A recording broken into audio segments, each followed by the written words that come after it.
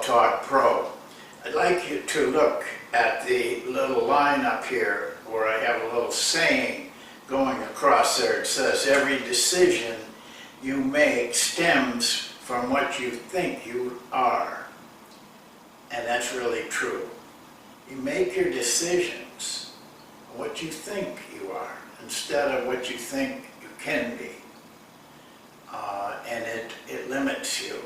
It goes on. This is taken from a book that I would never recommend to you reading. It's really hard. It took me 8 years to finish it. That sentence was the first part of a paragraph. And the rest of the paragraph says this: believe the little can content you, and by limiting yourself, you will not be satisfied. For your function is not little, and it is only by your function, what you do, and fulfilling it, can you escape from littleness. I think we all got to think about that and how we think.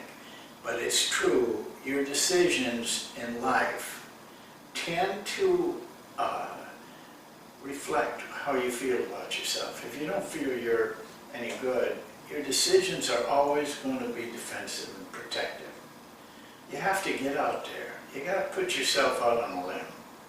You got to be willing to take the loss or the ridicule or whatever, because in the long run, everything else will be better. And why go through life? I read that first that part, and I just know so many people who are unsatisfied with their life, but they never pushed to make it better. Their decisions were always to accept, not to get what I want. Well, this lesson today is going to be very important. And if you did not see the last video where we talked about the strength and power of possessions, then I wish you'd go back and watch that before you get into this one. It'll make it a little bit easier for you. I take this very serious, this possession stuff. I just know it helps. And as you see what I'm doing today on it, it's just an extension.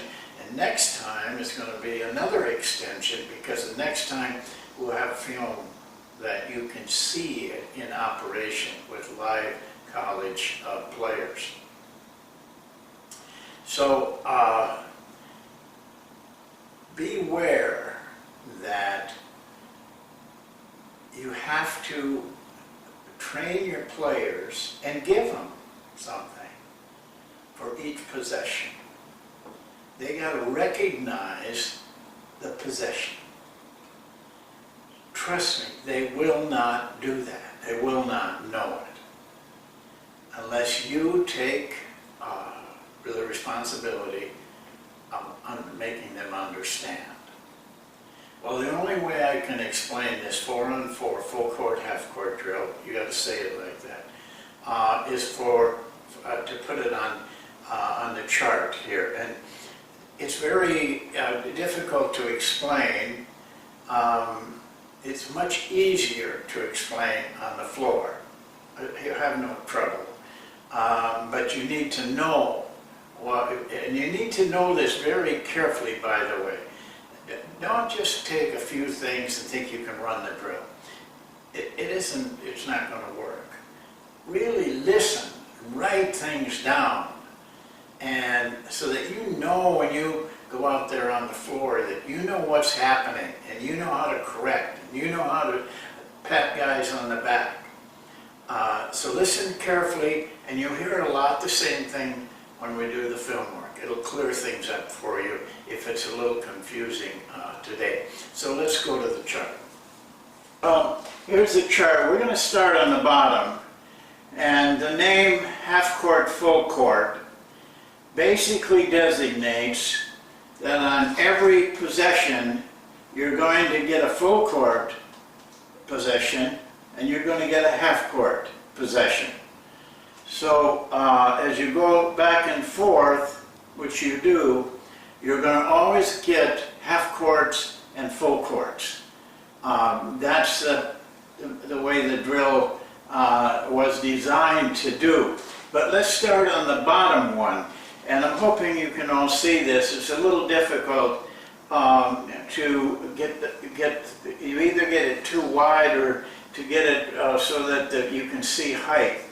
But let's say I'm going to make this a 4-on-4, and you can do it though with a 5-on-5. All you need to know is the mechanics, and you can change it to 5-on-5. I like 4-on-4 a lot because I'll tell you, it's easier to make corrections, to see things with only 4 players out there. And so now they have to run monk because we don't have any 4-man offenses. So they got to run monk, the freelance. But let's just see, we got the lineup, 2 guards out here, 2 wing, and then the defensive players. Now, it starts, the offense here is white. You got to remember this. White is because, you know, they're going to be changing. And this is their half court. Okay?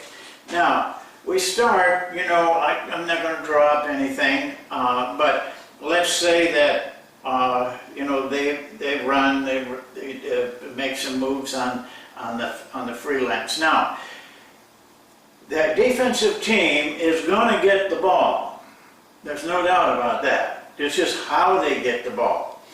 And so I'm going to go through those things, except for 2 of them, and show you what can happen. First of all, let's say they shoot and they make. That's a made field goal. And so now the defensive team is going to get it out of bounds. 2 things about that. First of all, they have to organize to get it in. It allows the white team, who's now going on defense, and they're in a full court now. This is a full court for the white team.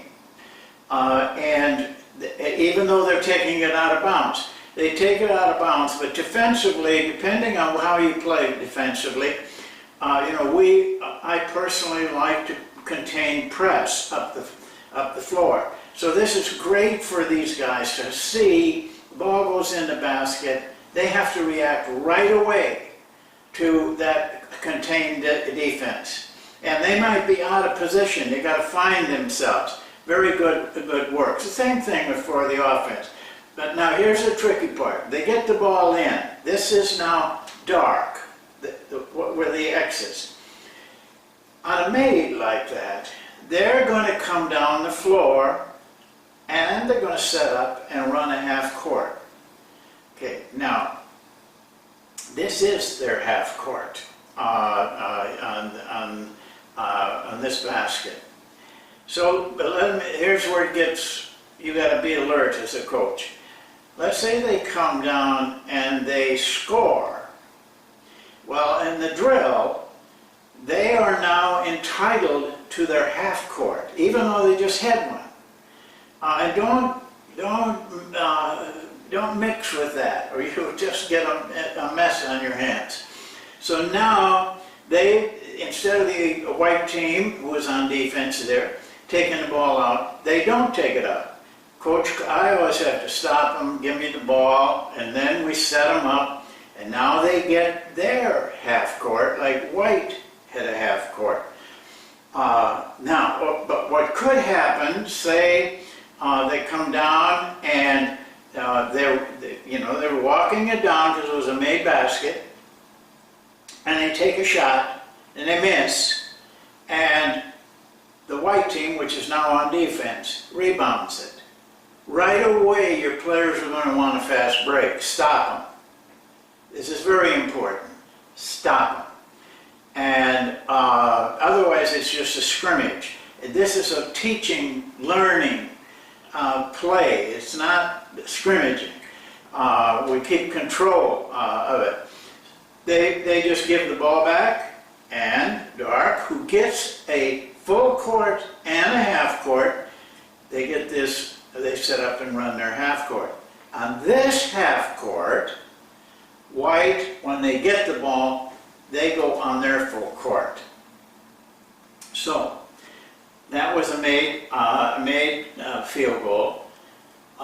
Could have been a made free throw, though usually with 4 and 4 I don't shoot free throws. But you can, and I think you should, especially on 5-on-5, so that you get used to being the made free throw is the same thing that take the ball out of bounds without the referee handling it. That's critical.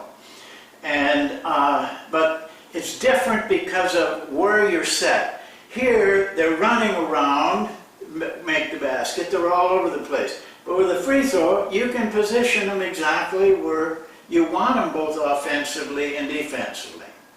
So now, they shoot, miss either one, free throw or field goal.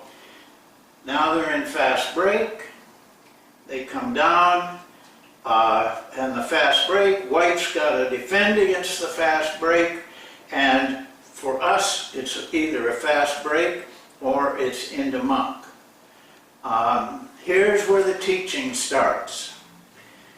When the players get the ball from out of bounds, like on the maids, the guards will many times get in a kind of a speed dribble down here. And more times than not, they will start their offense before your team is set. This is great teaching for them and learning. You've got to stop them and say, that is wrong. Your players weren't in position. And we are in a possession where the defense is set, and we need our offense to be set. Okay? Well, the other thing they'll do wrong is they'll get the ball out on a fast break, they'll come down, cross like we do, and then the guard will pull it back out and look around to make sure everybody's set. Now you don't want them set. It's in transition, and you can start monk without being set. There's a difference between the set half, a set play, and monk. Monk doesn't need everybody in position. All they got to do is pass and cut, and they're right back into monk.